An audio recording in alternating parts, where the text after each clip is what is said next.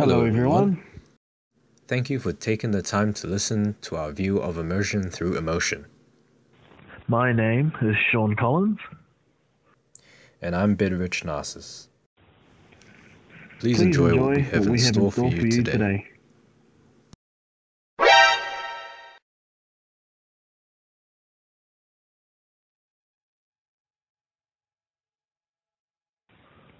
Immersion's literal meaning means to be surrounded by or submerged.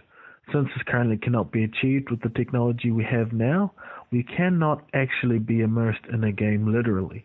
However, I do believe that we can be emotionally immersed within a game through gameplay, narrative, or great game characters. We have chosen two games to study further as to whether or not they have achieved immersion through emotion, and if that the characterization of these characters is what truly helps the players feel immersed into these said games. We will be looking at Metal Gear Solid 3 by Kojima Productions and The Last of Us by Naughty Dog. These two games offer different experiences that really stay with you. In the instance of Metal Gear Solid 3, Snake Eater, the creators really put in that detail on the small things that make the game stand out compared to many others. What enhances our immersive experience is our emotional attachment to Snake as the events unfold around him. An interesting feature in the game is that we are given the opportunity to see the world through his eyes and can often empathize with his emotions. This feature helped change our perspective of Snake and allowed us to often at times share the same emotions that he felt. A strong example is the deep regret he felt after killing his former mentor. Throughout the game's cutscenes, you can engage in a first-person mode and later on see through his teary eyes as he salutes his former mentor's grave. To further elaborate on these ideas, effective involvement, which is part of the player involvement model by Gordon Kalasia, describes many of these types of emotional characteristics between the player and the character. Cutscenes that feature the character we play can stimulate our brain and evoke an emotional response, which caters towards the current situation he or she is in. Metal Gear Solid 3 is still one of the best in the franchise, and still sits as one of the best PlayStation 2 games of all time. Another great and simple example is at the end of God of War 3 by Sony Santa Monica. The player has throughout the series built a strong dislike for Zeus. The game then presents the player with Zeus on a platter for the player to then beat up. The player is prompted to press circle, at which then Kratos would start to attack Zeus, as you can see in this video.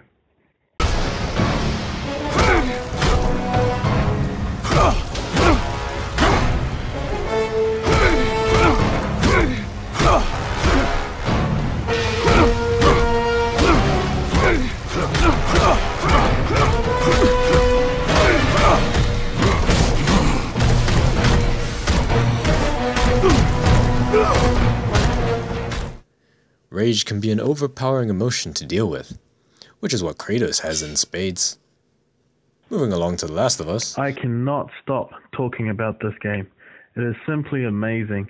The game screams masterpiece, and every way it has so much more to offer. We gotta be a bit professional here. You can't talk like that. Sean, please continue with our investigation into the emotional immersion that The Last of Us presents to the player, please. Oh, yes, right.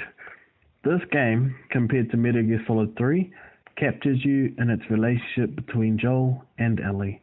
Instead of being emotionally attached to Joel, you're attached to the idea of being Ellie's parent in a post-apocalypse world. The player watches as Joel goes from seeing Ellie as a parcel to his own daughter.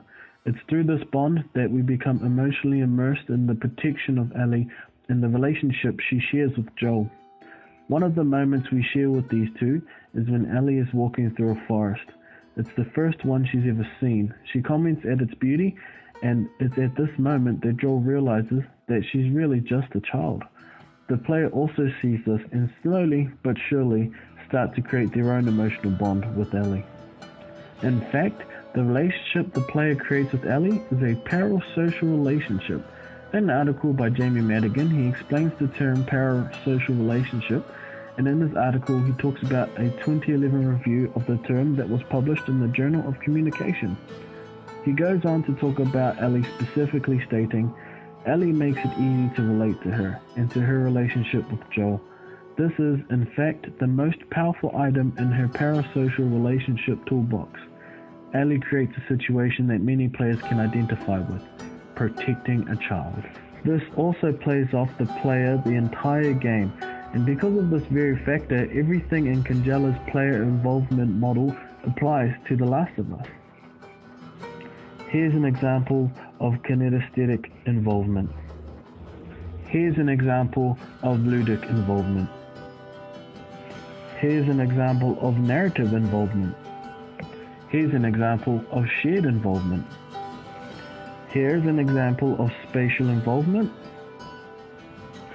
Salen and Zimmerman go on to say about characters and immersion. A protagonist character is a persona through which a player exerts him or herself into an imaginary world. This relationship can be intense and emotionally immersive. Can you think of a game that had you emotionally immersed? A character that you played as or played alongside that you can't let go of? Or will follow you for the rest of your days? The haunting faces of those you could not save, or those that you killed to get ahead by choice. Did Parthenax deserve to die? Did Joel make the right decision at the end of everything? These games will keep you immersed for years to come. Emotionally immersed. Thank you for taking the time to listen to our view of immersion through emotion.